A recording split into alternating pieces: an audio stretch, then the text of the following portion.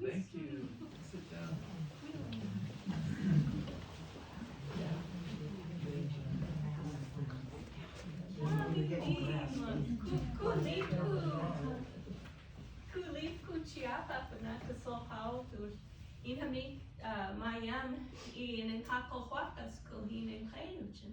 So we're very happy to be here this morning, and I'm going to kind of tell my story of how I followed this path of learning my language.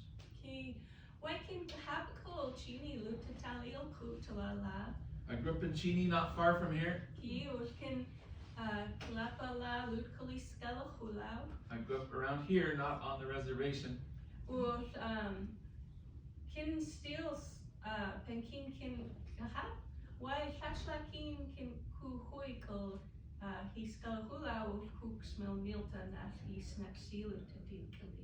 In the years of my growing up, when I was younger, we would go back to the reservation and visit family.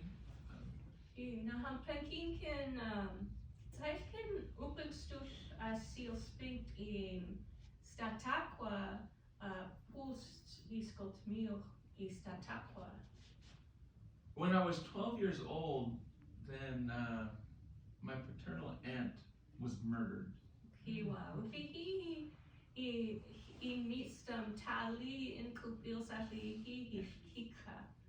And my dad was just devastated by this, his only sibling, his older sister.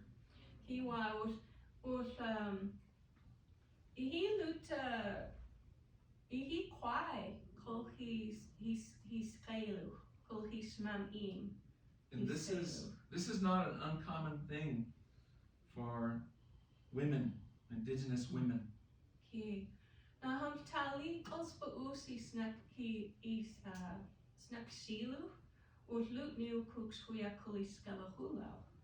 And it was really so devastating, and our family had such grief that we really didn't go back to the reservation after that.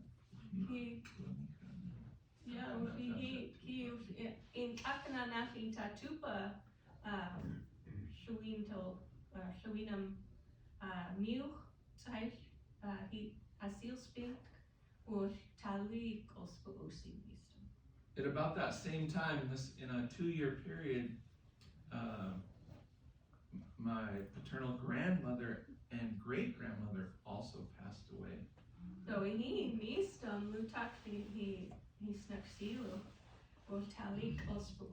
So my dad had just lost just about all his family, and he was just in such grief.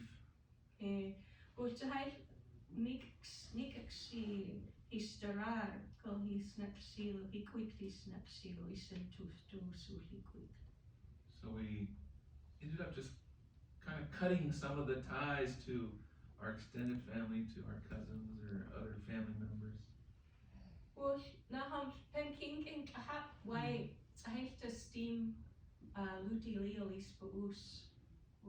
So as I continued growing up, I always had something missing from my heart. He can still say lu touch me steamy, talich me steam. He nak ornamented. He chouted. I had become cut off from our culture, cut off from our ways. Well, Parkin can kahap why an nothing cha who chmarim or tasquisquasia. So I grew up and I married this guy and we had kids. That's a thing in their language. This guy. No. I'll teach you later so you can use it. Or can you see squisquasia to my team spent or Kalal I Smith? And then our own kids were about 8 and 9 years old, and my paternal uncle passed away.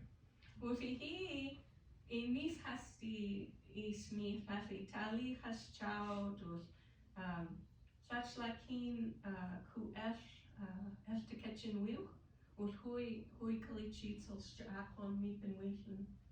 So he was just an important uncle for me. Even though we had lost those ties, we did still keep in touch with him. And so I would go to his house in the summer times. He's the one who taught me to play the guitar, to ride a horse. He was lastly can Pia. I heard of his passing and I went up to the Kelly Hill mission site.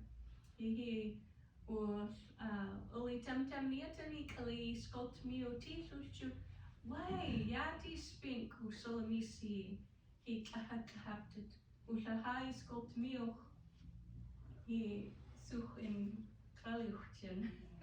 And so there at his funerals, a man stood up and just said, every year we're losing the speakers of our language, and this man who has passed was a fluent speaker of our language.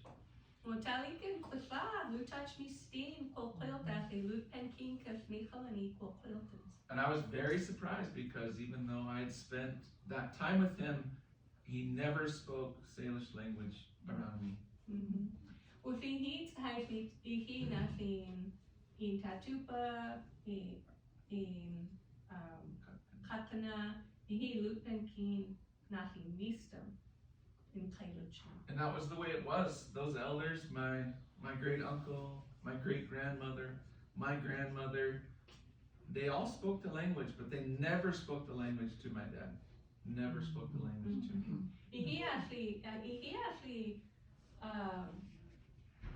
Kim deal say he actually Luke Hemmings had notes in wisdom. He actually had notes to quick the scale, Collie Castis and my and Collie he seriously quick the scale. And they did that because they did not want my dad to be hurt as they had been hurt in being forced into residential schools, being punished and hurt if they spoke their language. Okay. So, why can Hoikali he's temptamiet and if he spoke to me of choosing he. And I went to that funeral and that man said that. He knew he stood sweet sweet and we not he in Kailuchin did.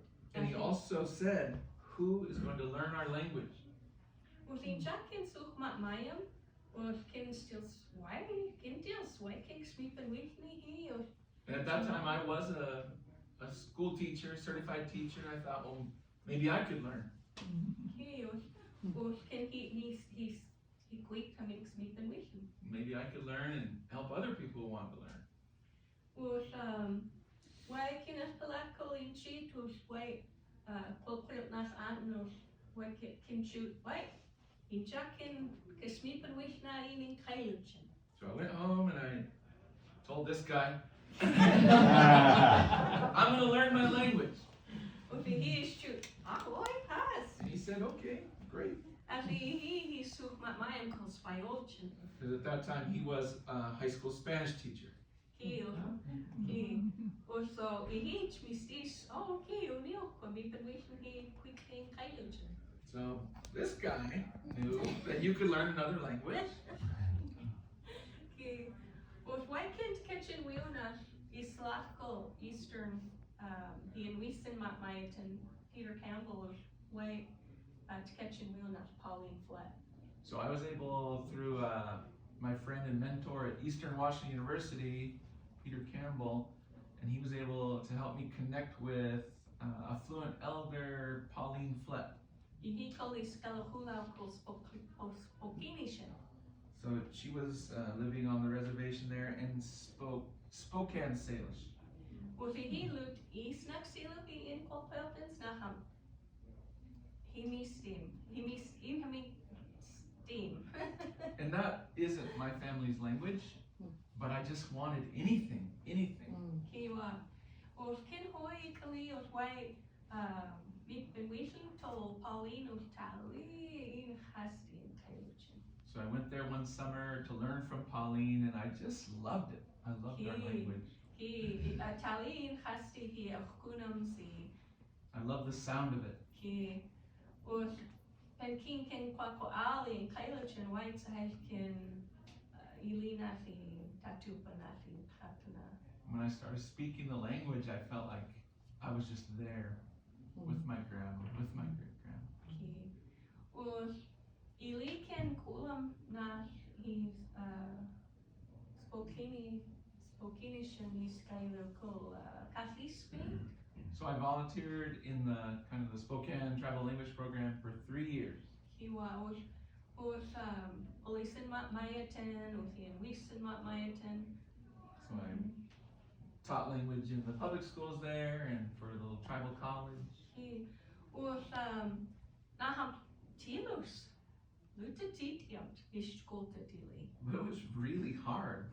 Our work, what we were trying to do was not at all easy. He Atli Lutakli Isaat Sisayaha Lutsi. We didn't have books, we didn't have movies, we didn't have nothing. Atli Kukulam Ufkus Weekend he Payluchin. So we were doing all the work to make those things and learning the language ourselves. Maya Vischamala. Then we had to go and teach what we were learning to the kids. He was washed cool. It was a ton of work. He was Naham Twistin and Kuthi Sichmat Maya was called Quilstum. Nahli Sichmat Maya called Spiotunum of Muspe Naxfam Kolyati sketchers. And yet I saw Chris, he was teaching language. He had these kids for 1 hour a day, and after 4 years, they were fluent. He was Spiotunum not Anu. They spoke Spanish with Chris. Was in Haminki he community. I wanted that for us, for our language. He have blue touch me steam Hakim. But I did not know how to do that. He was and and he Tali has the have or he I had come to know Anne McCrae, a fluent elder there, just an amazing woman. Or Kuhalitum and or can keep Kulamis Atskim steam.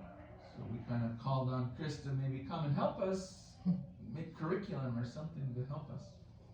Or Kulami Naxis Ats and Tali has that it's Haiti and Kako Pakas. And we made our first Salish language textbook, and it was great. It gave us a path. I think to actually see so just It's because our elders, they know so much. They have all this knowledge. He now comes to Quisi Naxi something with Salish Schools of Spokane. But they would, without a plan, they would just grab one thing, grab another thing, and then what did I teach yesterday? And so he has who tells me a couple of so it was really good for us to get a path to follow.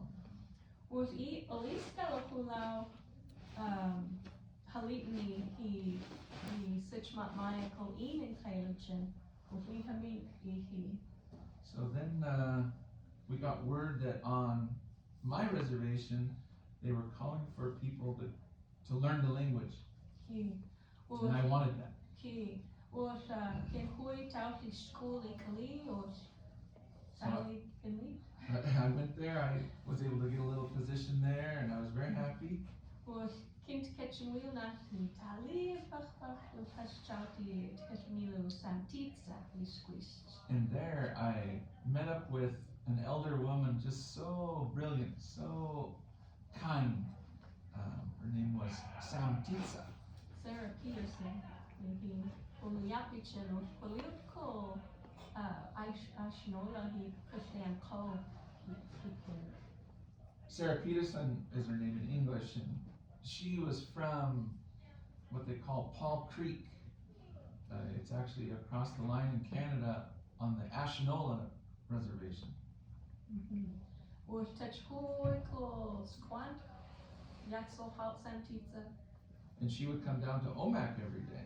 Was in Jacken, Ken Piscam Tatum Kos Chawila, Kol Squant Neil. And I was driving from Chihuahua over to Omak. He was Naham Tali Kulam was Kuhalitan An was Ken Heats Nash Kulam He's at Smil Common. And we were working away, and it was like before, it was like, this is a lot. So we called on Chris to come help us out. Was An Santitsa Kol so he's at so he Jackin Sukma Mayam. So Samtitsa and Chris would make the books together, and then I would take them and teach it to other people. He was he to have the Kunak Susum. So we became a team. He was Samtitsa Hamings Kulam Ikli or Hamings Im Kol he cheat and his next year. But then Samtitsa needed to retire and quit driving back and forth. She wanted to go home and work more with her own Indian band and family. Was Kuchus White was Anhamik Unil Kuch Kulam was Mikan Wishning Kailuch and Im Nashing Cha was Unil Kuch Kulach. And then she said to me, if you really want to learn the language, why don't you move in with me? And we could really get at it. You could really learn the language. So, and Nashing Cha, he squashed that have the wheel of Huikal and Wiesen my Our kids had pretty much just come of age and had gone off to college. Was ku so we see in our Usaten.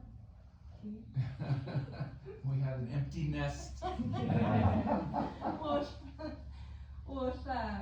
ku hakami cheat was ku imach kol Santitsa kol Kashianko. So we sold our house and moved to Canada to live with Samtitsa. As he can still Parkin, he klaha kuchus im mipen wifen. Parkin new. I realized when was a fluent elder ever again going to say, come on, live with me, learn the language? That would be never. As he looked at Tali for iti scale quality intelligence. Because by now, there's so few surviving fluent speakers of our language. So we know Samtitsa says the next speak up in a. We lost Samtitsa just over a year ago. Tali could cause for us. And we've been grieving that. Now, Tali has dit Kashmilu or Kukulam to his aats or he stemmed ill to. So she was a really awesome woman, and we went there, and so we kept doing that work of learning and building curriculum.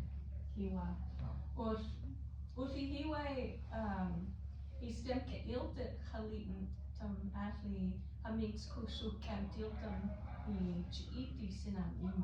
So we did that for a couple years, and then we got word that our daughter was pregnant with our first grandchild.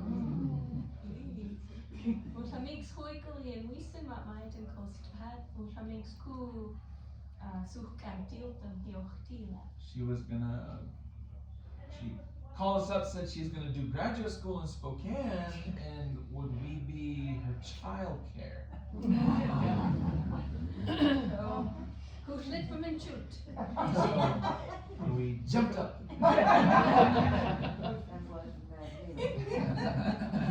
Was ku sukam tiltum called Not speak. Black speak. So we were grandma and grandpa child care for 1 year. Was white kin ku chau he lupen kin ku in samachinam. And when we took that role, we made a promise. We would never speak English to that child. Or he tapped the wheel called he in And so she started growing up in Salish language. He ku papa was meepen wishing ku in seals what my in ku eels. Isinam ima tafik kananas. And it worked, and we would speak, and she did learn it. And then, but then we started thinking maybe that's a little lonely. At that time, she was the only child on earth growing up in the language. So in chakin ulusi I slakala I kachilchok smami. So I got together with 4 other women, my friends, with my daughter. Was chu ahoy chmai cooks kula ki tatam siafno cooks kula ki kukuyu masin maetano is oopsie chips. And we kind of made a little plan. We'll see if we can try making a school, a Salish language school. And so we did a little 6-month pilot project in my little sister's basement. He Miklanti in Halik or Halitin, he scale, he Achkinixtons. We painted the walls and asked for people to donate toys. Was the Tatam Siafno White Ali, Nipan Wishno, he Kailuch, and he such Maya. So in those 6 months, the kids really did learn the language, learn some language. Was who instills why Chmayo new cook school in non-profit or who Khalid Skalau or new cook school in Mayatin. So that gave us some confidence. We thought maybe we'll make you might have heard this, Salish, non-profit. And so that we could, try to get grants and try to make something bigger. He was cool, so he ku tauti kukuyuma he chief to he sichi speak to tak the sichmat maya. So we rented a little house. In the first year we had 6 students. Yeah, was apna niai kuch ulu so ku hap was apna snack speak to tau chilks open so chilks So we've been going since that time. It goes up and down. Last year we had 55 students. This year we have 33 students. Now something he tali has that he have milk manipulation in Kailuchi. And we're a little different kind of school because we also have all the parents are learning the language.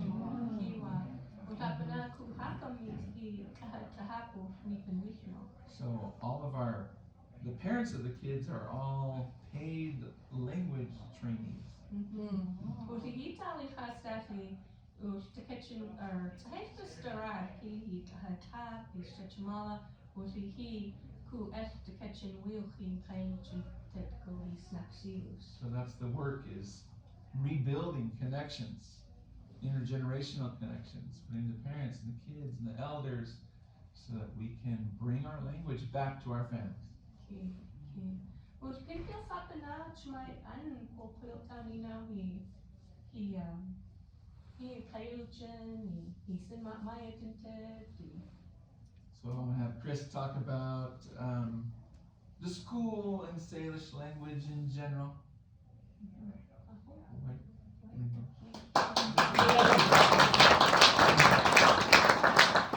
Okay, yo voy a hablar español, iba a decir Salish, ¿alguien más puede? No. So, we moved in with Sam Titsa in August of 2005. That was 17 years ago. And we now have 5 grandchildren. And that first grandbaby is 15, and she graduated from Salish Schools of Spokane after 9th grade and goes to North Central, and they are an awesome kid who does all kinds of stuff, and we just really never spoke English to her until she turned 14. You know, when they're 14, they start thinking they get to be in charge of their lives. Not so sure about that, but yeah, so we start speaking to her in Spanish and English at that time. But the other 4, we still are very strict as grandparents. We only speak to them in Insel-Chin, which is LaRae's language, come to be our family's language. So, and we're very fortunate. Our son works for us. He's our lead teacher. He has built a literacy program, a bilingual literacy program in Salish and in English. He's very fluent. His wife is very fluent. His kids are growing up in the language. We're very fortunate to co-house with them. So they're on one side of our duplex, we're on the other, and there's a hole in the front closet, so you should see people's face when somebody comes out of our closet all of a sudden. They didn't know. It's just the neighbors. They're waiting for some character from Narnia to come out the door. So Salish Schools of Spokane, you know, it's gone up and down. So we moved with Sam Titsa in 2005.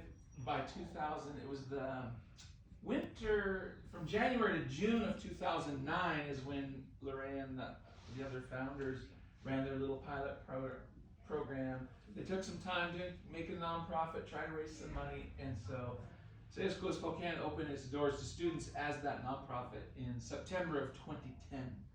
So we've been going for 12 years here. For the first 3 years, it was just in a little rented house, just off on Cedar Street, just south of Francis. In LaRae, actually, we had it as a home daycare.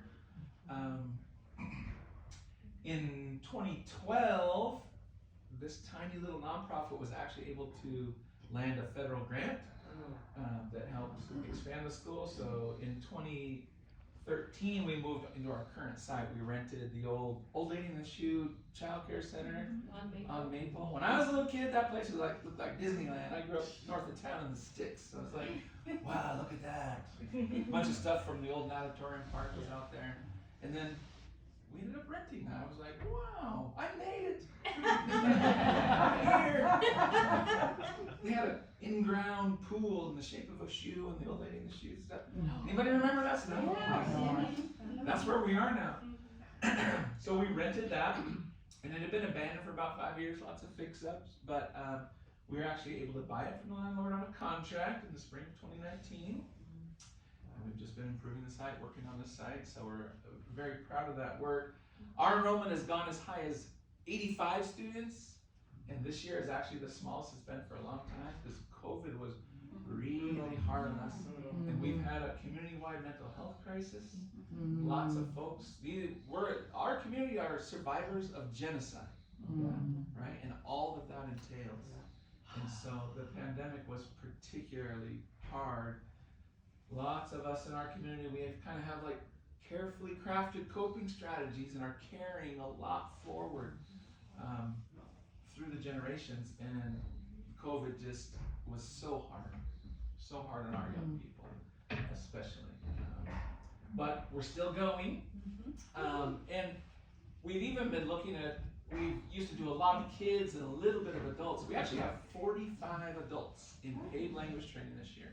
So for the first time, we have more adults. And that's pretty much how it needs to be.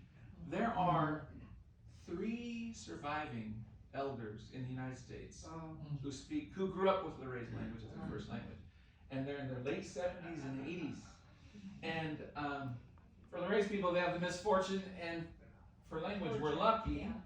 The international border cuts right through LaRae's people. And there's been some news, like the Sinaiks people just won a huge case with the Canadian Supreme Court, reestablishing their Aboriginal rights in Canada, their traditional homeland.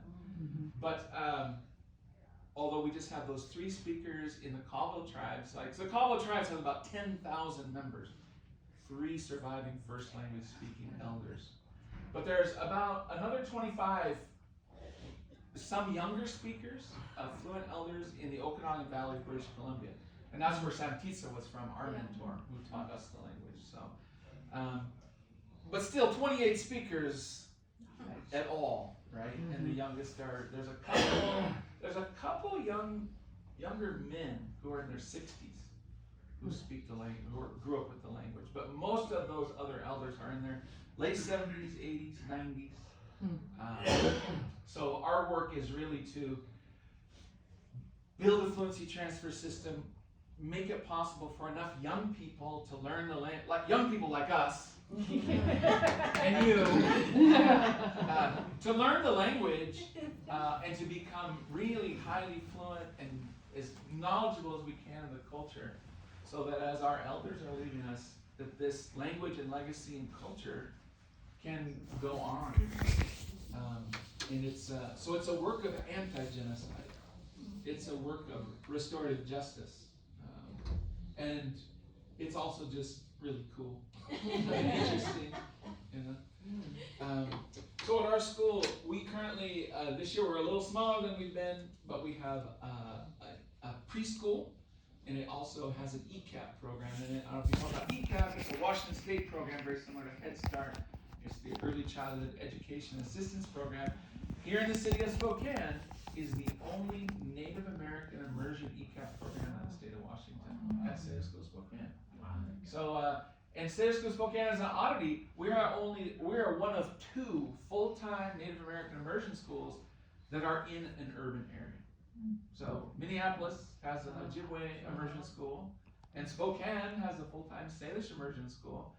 And that's it for the entire lower 48 in terms of having it be located in an urban area. All the other immersion schools are on reservations, right? Reservations that started as concentration camps and became reservations and have become a modern homeland for Native people that struggle to imagine that, to change your concentration camp into home. Yeah. And it's been done, but it has not been easy. It is not easy. I'm supposed to talk about Salish languages, so. I'm sorry. How much time do we have? Until 10:30. 10:30. So I'm called Magpie, not because it is an illustrious. I love magpies. But, oh, don't we all? Yes. But they do squawk, don't they? So I was just about to take that big breath. She's like, oh no. No. Easy now. Oh, yes. Okay. Yes. So I do go on. So we don't have a lot of time, and we'd like to come back. And I have a PowerPoint. We can do things. But I want to just share this basic information. Around Spokane, there are 4 distinct Salish languages. Wow. There are 4 languages. And Spokane pretty much sits in the middle of that. And those languages are Southern Interior Salish languages. So there are 4 of them. 4 Southern Interior Salish languages are the indigenous languages of the Spokane region.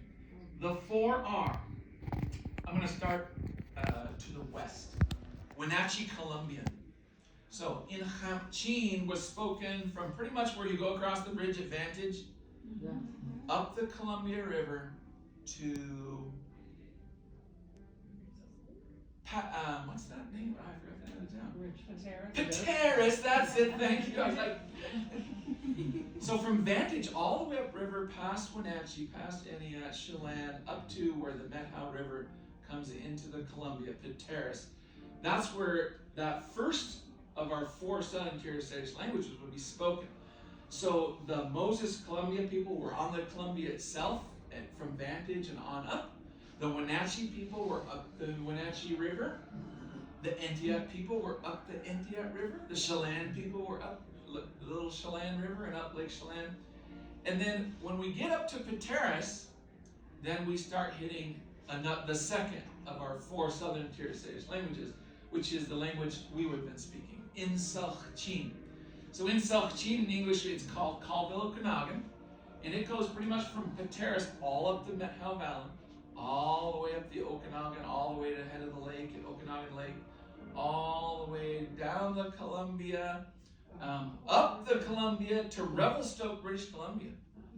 And from Pateros and all the upper Columbia all the way to Revelstoke, which is about 7 hours north of here. That's where Salish was spoken, and all those tributaries, the Okanagan, the Nispelum, the Sandpoil, the Kettle River, all the way up the Slocan, etc. But if we go a little bit further to the east, we go up the Spokane River. Now we've gone into the territory of our third Southern Interior Salish language. So up the Spokane drainage, all the Spokane River, the lower Spokane, middle Spokane, upper Spokane, all the way to the Upper Falls here in the city of Spokane. That's where we encounter Inselishtzen. Inselishtzen is, we call it typically Spokane Kalispell. So LaRae's language and LaRae's people also went up the Pondere River just to Medaline Falls. And then up the Pondere River is also Spokane Kalispell language.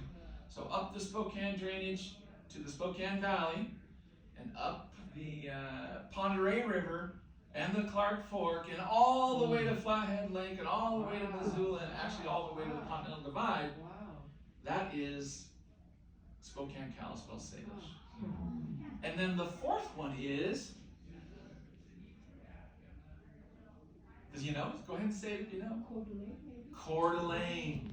And Coeur d'Alene is interesting because the traditional territory of the Coeur d'Alene starts above Spokane Falls, so much further into Spokane than our modern map tells us. So the Spokane Valley, Post Falls, the Coeur d'Alene River, and the St. Joe River drainage, all Coeur d'Alene Salish. Yeah. And that's the fourth Southern Interior Salish language. So Coeur d'Alene has no surviving first language speakers. Felix Arepa passed away 8 years ago, and he was the last speaker, and he had been on his own for several years since the loss of his brother. And there are no advanced fluent speakers of Coeur d'Alene, so the work there is to kind of reconstruct the language and try to get an advanced fluent speaker who could teach others. Wenatchee Columbian, so Coeur d'Alene's on the east, Wenatchee Columbian all the way over on the west has a single surviving fluent elder, Pauline Covington Stensgar. She is 97 years old and has not spoken with another first language speaker for, it's 8 years. Yeah, also 8 years. There's one pretty advanced, her grandnephew is a pretty advanced speaker of her language. For Spokane and Kalispell are two dialects of the same language, right? And I liken it to, you know, is anyone really Scottish in here? And that heavy Scottish brogue, like, sometimes we watch a Scottish movie and we're like, we have to turn on the subtitles. Oh, okay. It just sounds quite different. That's how Kalispell and Spokane are. It's the same language, but it's like, whoa, that sounds different, right? There's a single fluent language, first language speaker of Spokane, Pat Moses, is the last fluent first language speaker of Spokane. But his nephew, Barry Moses, is a very advanced new second language speaker of the language, and he has mentored with his uncle for decades. He's a young man like us in his late 40s, huh? In his late 40s. And they have a pretty active program going to train more new speakers. So Devin Pion is a young man just in his early 30s who's become quite fluent. Among the Kalispell tribe, there are 3 surviving first language speakers, and one of them is in the hospital, Helen Sherwood, just hanging on, and she's the eldest of the 3. But they share their language all the way into Montana. So there's about another 15 able-bodied fluent speakers in Montana, and a couple young guys. The Beaverhead brothers were raised by their grandfather, and so they're in their 50s, and they're fluent first language speakers. So, and then Inselchchin is the language in the middle, right? It goes all the way to Revelstoke on the Columbia, all the way up the Okanagan Valley to head of the lake, from Pateros all the way along the Columbia. So in Spokane has those 3 speakers in the U.S. and about another 25 active speakers in Canada. So that's our basic work is, Salish Schools of Spokane's mission is to promote all 4 of those Southern Interior Salish languages. It's an impossible task, and we largely focus on in Spokane right now, called Okanagan. But it's our hope that, and we do lots of work to foment the other language communities to be successful. And we are just very fortunate in that we developed a comprehensive fluency transfer system and curriculum. So we have a modern language curriculum that's, I have a degree, I have a bachelor's degree in Spanish, and we have built all the materials and recorded. We worked tirelessly with Santiza, and she was just unstoppable, a true organic genius.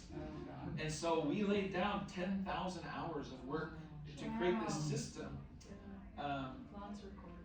And that's what allows us to train teachers for our school. So we can't hire a Salish teacher. We have to find somebody who has a passion for the language. And then we teach them to teach, and we teach them the language. And that's how we've grown our school. We also do lots of other work now because we've had the success with a really critically endangered language. So we're actually doing lots of consulting and training for other indigenous communities everywhere from, last weekend we were in San Bernardino, California, working with the San Manuel Band of Mission Indians who lost their last fluent speaker 50 years ago on their reservation. And they now have 2 surviving elders on a neighboring reservation. An 87-year-old man and his sister are the last speakers on earth of Serrano. And they have they're adopting our curriculum program and they're transferring it to their language, and we're working with them. And then we also have really strong partnerships in Whitehorse, Yukon Territory with Interior Tlingit, where they have 3 surviving first language speakers in that cold country out there, and they're also using our system. And then we work with other folks on Vancouver Island in this area. Pretty much there's a group in Spokane Salish, Kalispell Salish, and Colorado, all working with our program. So that was my closer right there. Oh, perfect. Yeah, so we're a nonprofit, we're here in Spokane. We need help, we need partners, and we'd love to have you come visit the school, or we'd love to come back and share more. Yeah. For 4 years, we have been studying and working on and sharing together and uplifting callings and vocations. And you are such a reflection of the kind of passion that we believe God puts in people. And what a blessing that you found your passion and in the way. I don't know when you guys ever like eat or sleep. Like you're doing so much. Wow. But thank you for coming here, and thank you for loving Indigenous language and